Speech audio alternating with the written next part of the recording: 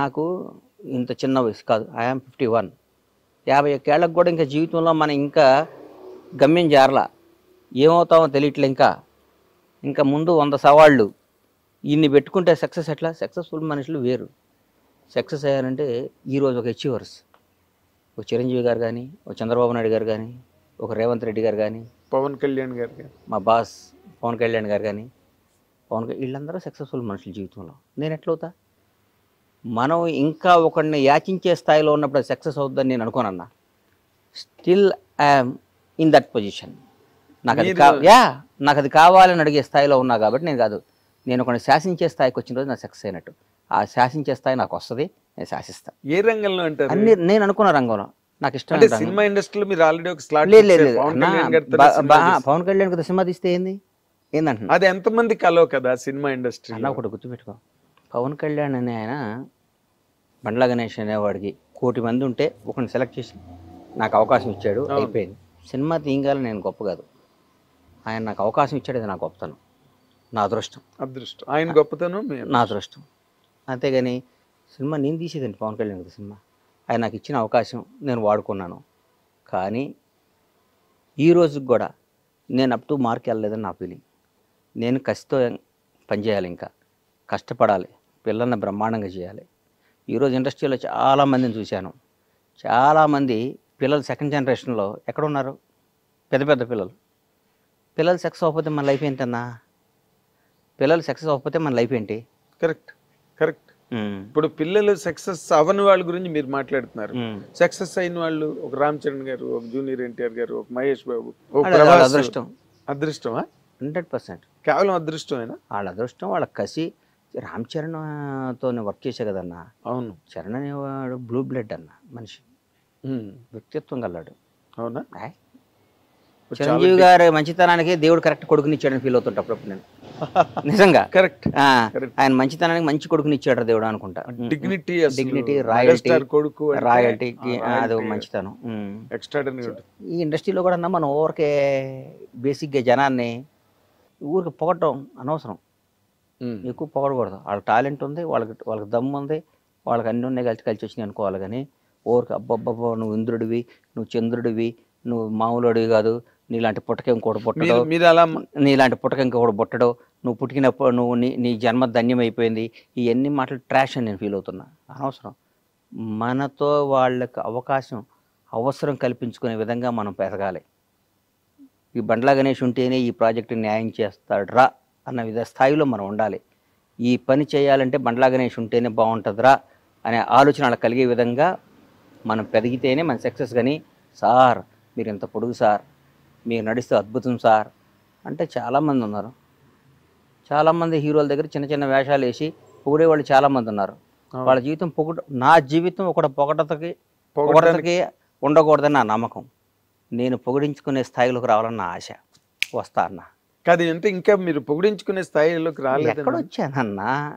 నిజంగా మాట్లాడతాం. ఇదేం అచీవ్మెంట్? ఇది అచీవ్మెంటా? మీతో పాటు అవన్నీ అనవసరం. నా చిరంజీవి గారితో పాటు ఇండస్ట్రీకి వచ్చిన వాళ్ళు, పవన్ కళ్యాణ్ గారితో పాటు హీరోలుగా వచ్చిన వాళ్ళు, రేవంత్ రెడ్డి గారితో పాటు రాజకీయాల్లోకి వచ్చిన వాళ్ళు, చంద్రబాబు నాయుడు సమకాలికులు. చంద్రబాబు నాయుడు గారితో చాలామంది సమకాలికులు ఉన్నారు, రిటైర్డ్ అయిపోయారు, చనిపోయారు. ఆయన ఫస్ట్ టైం ముఖ్యమంత్రిగా ప్రమాణ స్వీకారం చేసినప్పుడు ఆయన మంత్రివర్గం ఫోటోలు చూడండి ఎంతమంది ఉన్నారు. ఇప్పుడు సెకండ్ టైం చేసినప్పుడు ఎంతమంది ఉన్నారు, థర్డ్ టైం చేసినప్పుడు ఇప్పుడు ఎంతమంది ఉన్నారు.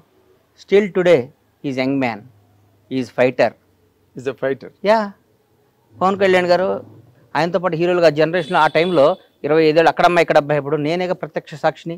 సుస్వాగతం దగ్గర నుంచి ఆయనతో పాటు ప్రయాణించినాను కదా. ఆయనతో పాటు ఎంతమంది వచ్చారు, ఎంతమంది ఉన్నారు? ఎవరయ్యారు? పవన్ కళ్యాణ్ వాడయ్యాడు. చిరంజీవి గారు తమ్ముడు అయ్యాడంటే ఎట్లా? చిరంజీవి గారు తమ్ముడు లేరా? చిరంజీవి గారు చాలామంది లేరా? చిరంజీవి గారు బంధువులు లేరా? ఎందుకు పవన్ కళ్యాణ్ చిరంజీవి గారిని కూడా తలదన్నే స్థాయికి వెళ్ళాడు. నిజంగా మాట్లాడుకోవాలి అంటే నేను మనస్పాటి నాకు పవన్ కళ్యాణ్ కాదు, ఆ స్టేజెస్ లో కూడా చిరంజీవి గారు కూడా ఆశ్చర్యపోయిన సందర్భాలు ఉన్నాయిగా. పవర్ స్టార్ అని అరుస్తుంటే చిరంజీవి గారు గ్యాప్ ఇచ్చి మాట్లాడకుండా నేను కూడా అంటే పవన్ కళ్యాణ్ గారి మీద కూడా నేను నా జీవితంలో ఈడు అద్భుతం, ఆహాహా అని పొగడకూడదు అనే డెసిషన్ తీసుకున్నాను నేను. ఎందుకు పొగడాలన్న మనం పొగిడించుకునే స్థాయికి రావడానికి ప్రయత్నం చేయాలి. అంటే మీరు ఒకరిని ఆ విధంగా చాలా అలంకారప్రాయంగా మీరు పొగిడిన సందర్భం ఒక్కసారి నేను చూశాను. అది పవన్ కళ్యాణ్ గారు. పవన్ కళ్యాణ్ గారిని పొగడపోతే నాది బతుకు కదన్న. పొగడపోవటం అంటే ఆయన మీద నా కృతజ్ఞతను ఎల్లబొట్టకపోతే నేను బండ్లా నాగేశ్వరరావు బండ్లా సీతకు పుట్టానన్న జీవిత సత్యం ఎంత నిజమో, మా తల్లిదండ్రుల పేరు ఎంత నిజమో, పవన్ కళ్యాణ్ అనేవాడు కృతజ్ఞతగా ఉండటం అంత నిజం. అది అది జనం అనుకోవచ్చు, పవన్ కళ్యాణ్ పొగుడుతున్నాడు రా, అది నేను అవసరం లేదు. నా జీవితం నువ్వు ఎప్పుడైనా చెక్ చేసుకో అన్న. నేను ఎవరైనా సింహభాగాన్ని ఉన్నప్పుడు వాడితో గొడవ పడుతుంటా. రాష్ట్రాన్ని శాసిస్తున్నారు, కను సైగితో శాసిస్తున్న టీఆర్ఎస్ ప్రభుత్వం మీద ఎదిరినాడు నేను. అవును, భయం పొగడలేదు ఎప్పుడు. నెవర్ నా ప్రాణం పోవటానికై నేను సిద్ధపడతా, నేను పొగను. నేను కాంగ్రెస్ దాదాపు మీరు 2004 2003 బొత్సన్న 2004 అప్పుడు. అంతకుముందు నేను 2000 నుంచి నేను వాళ్ళతో సన్నిహితంగా ఉన్నా. 2000 నుంచి నన్ను చూశారు మీరు. అవును, నేను ఏ రోజైనా పార్టీ మారానా? ఏం లేదు. 2009లో చిరంజీవి గారు పార్టీ పెట్టినప్పుడు కూడా చిరంజీవి గారు అంటే ఇష్టం, నేను పార్టీ మారానా? మారలేదు. ప్రజారాజ్యంలోకి వచ్చాను. డిస్కషన్ కూడా జరిగింది. నేనేమన్నా నేను రానా, నేను కాంగ్రెస్లోనే ఉంటానని చెప్పాను. నాకు ఇష్టం కాంగ్రెస్ అంటే. ఈ రోజు కూడా చెప్తున్నా, పవన్ కళ్యాణ్ అని ఆయన పార్టీ పెట్టి వాస్తవం చెప్తున్నా, పవన్ కళ్యాణ్ గారు నాకు ఇక అంతకంటే అల్టిమేట్ ఎవరు లేడు. ఆయన జనసేన పార్టీ పెట్టినప్పుడు నాకేమాత్రం మనస్సాక్షి నేను క్వశ్చన్ చేసుకుంటే నేను ఎవరి దగ్గర పనిచేయాలన్నా, ఎవరితో తిరగాలి? నిజం చెప్పు. పవన్ కళ్యాణ్ గారు కదా, అన్డౌటెడ్ కదా, దాంట్లో డౌట్ ఇంకేమైనా ఉందా? డౌట్ తేడా ఉందా? ఏం లేదు. నేను ఎందుకు వెళ్ళలేదంటే నా మనస్సాక్షిని, నా ఇష్టాన్ని, నా ప్రేమని, కాంగ్రెస్ పార్టీ మీద నా అభిమానం డామినేట్ చేసి ఆయన బాగుండాలి, ఆయన అక్కడ కింగ్ అవ్వాలి, కానీ నేను కాంగ్రెస్ పార్టీలో ఉండాలి. దానికి తెలుసు. దానివల్ల నేను అక్కడ పోతే నన్ను అందలం మీద పెట్టేవాడు ఆయన. 100% అందలం మీద పెట్టేవాడు, అందలం మీద పెట్టుకునేవాడు. అవును, రారా అనేవాడు, కూర్చోబెట్టుకునేవాడు. నాకు వేరుగా ఉండేది. నాకు అవన్నీ త్యాగం చేశాను నేను బికాస్ ఆఫ్ కాంగ్రెస్ పార్టీ. అట్లాగే చంద్రబాబు నాయుడు గారు అరెస్ట్ చేశారు. తెలుగు జాతి మొత్తం ఉలిక్కి పడిపోయింది పాపం. ఆయనతో లబ్ధి పొందారు జనం అందరూ. చంద్రబాబు గారు పాపం ఆయన 14 ఏళ్ళు ముఖ్యమంత్రిగా ఉన్నప్పుడు ఆయన్ని పొగిడారు, అది చేశారు, ఇది చేశారు.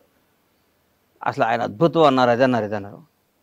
ఆయన జైల్లో చేస్తే వాళ్ళందరూ నమ్మే భగవంతుని మీద, వాళ్ళకి జన్మనిచ్చిన తల్లిదండ్రుల సాక్షిగా, వాళ్ళ బిడ్డల సాక్షి చెప్పమను, ఎంతమంది బయటకు వచ్చి ఆయన మద్దతుగా నిలిచారు? ఎవరు లేరు. ఒక్కళ్ళు చెప్పండి. ఏదో మొసలి కన్నీళ్ళు, లేకపోతే దొంగతనంగా, అది కూడా నోరు తెరిచి ధైర్యంగా ఎవరు మాట్లాడారు? పవన్ కళ్యాణ్. తర్వాత నేను మాట్లాడా. కేబీఆర్ పార్క్లో బయటకు వచ్చా, నాకు తెలియదు, వాక్ చేసుకుంటూ బయటకు వచ్చా. ఎవరో పాపం పిల్లలు వచ్చారు, వచ్చి కళ్యాణ్ బాబు పవన్ సేవ్ డెమోక్రసీ అది ఇదని పెట్టారు. అప్పుడే మెట్రో రైల్లో చేస్తుంటే అంతకు ముందు రోజు టీఆర్ఎస్ పార్టీ వాళ్ళు ఎవరో ఇక్కడ చేయడానికి వీల్లేదు, కేటీఆర్ గారే మర్చిపోయా, పెళ్ళి మీ ఊళ్ళల్లో చేసుకోండి, ధర్నాలు మీ ఊర్లలో చేసుకోండి అని వ్యంగ్యంగా మాట్లాడారు. చంద్రబాబు నాయుడు గారిని అరెస్ట్ చేసి నా కడుపు రగిలిపోయింది. అంటే అధికారం ఇట్లా మాట్లాడిస్తుందా? అధికారం, ప్రజాస్వామ్యం, పెద్ద పెద్ద రాజ్యాలే సామ్రాజ్యాలే వెళ్ళిపోయినీరా? ఏంది ఇది? జనం ఓటేస్తే గెలిచిన ఇళ్ళు, జనం గెలిపించిన ఇళ్ళు, మేమే రాజులో ఉన్న ఫీలింగ్ ఇస్తారని బయటకు వచ్చి మన ఊళ్ళలో వెళ్ళి చేయండి, ధర్నాలో పనిచేయండి. బాంచేత నేను చెప్తున్నా, చంద్రబాబు నాయుడు అని ఆయన మళ్ళీ ముఖ్యమంత్రి అవుతాడు, ఈ దేశాన్ని శాసిస్తాడు, రాష్ట్రాన్ని వెళ్తాడని చెప్పా. కేబీఆర్ పార్క్ దగ్గర బయటకు వస్తాడు, చంద్రబాబు నాయుడు బయటకు వస్తాడు, ఈ రాష్ట్రాన్ని వెళ్తాడు, దేశాన్ని శాసిస్తాడని చెప్పాను అన్నోటితో. 2 అయ్యేసరి నీ గుర్తుపెట్టుకొని జరుగుతున్నాయి. అది క్యారెక్టర్. తర్వాత నేను చంద్రబాబు గారిని నేను కలవలా. నాకేం పని అన్న? సందర్భం వచ్చినా కూడా నేను కలవను. నాకేం పని? ఒకడు అధికారంలో ఉన్నప్పుడు వెళ్ళి ప్యాంపరింగ్ చేయకూడదన్న. కష్టాలు ఉన్నప్పుడు తోడుగా నిలబడాలి. మొన్న ఒక మధ్య ఒక ఆయన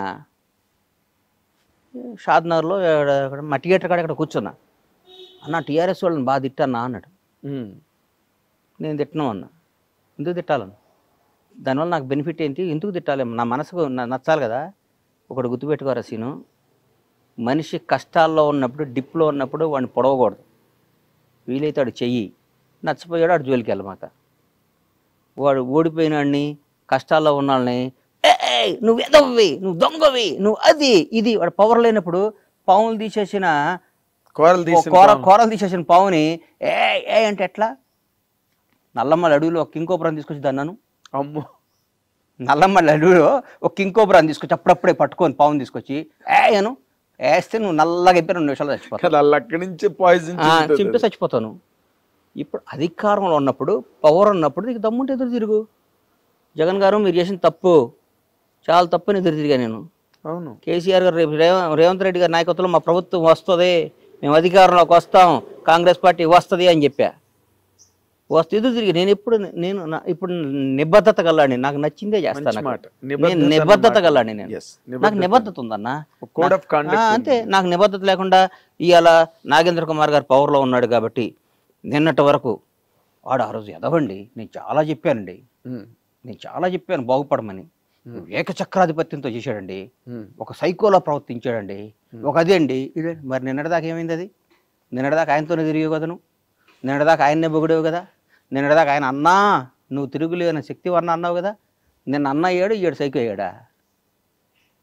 ఏనా నిన్న కేసీఆర్ అనేవాడు దేవుడు అయ్యాడు, కేటీఆర్ అద్భుతం, రామన్న అయ్యాడు, సారో అయ్యాడు, ఇవాళ విలన్స్ అయ్యారా? 1 డేలో 24 గంటల్లో మారిపోద్దా? నీ క్యారెక్టర్ మారిపోద్దా? ఇదంతా దేనికోసం? నీ బతుకు కోసం, నీ డబ్బు కోసం, నీ జీవిత అస్తిత్వం కోసం. ఎన్ని రోజులు బతుతావు అన్నా నువ్వు? అద్భుతంగా ఎక్సర్సైజ్ చేసి యోగాలు చేస్తే 90 బతుతావు అంతే. ఒక 60 ఏళ్ళకి చచ్చిపోతే నీకు నష్టమేనా వచ్చిందా? నందమూరి తారక రామారావు గారినే మర్చిపోయారు. ఇలా రామారావు గారి కంటే గ్రేట్ పర్సన్ ఉన్నాడు ఎన్టీఆర్ కంటే. ఎవరు ఉంటారు? ఎన్టీఆర్ గారిని ఇప్పుడు వర్ధంతి రోజు, జయంతి రోజు దండేస్తున్నాం. రోజు మాట్లాడుకుంటున్నావా? ఏమి లేదు. ఇందిరాగాంధీ గారిని మాట్లాడుకుంటున్నావా? జవహర్లాల్, దేశానికి స్వాతంత్రం తీసుకొచ్చిన జవహర్లాల్ నెహ్రూ, మహాత్మా గాంధీ గారిని మాట్లాడుకుంటున్నావా? అంబేద్కర్ గారి గురించి రోజు మాట్లాడుకుంటున్నావా? ఏం లేదు.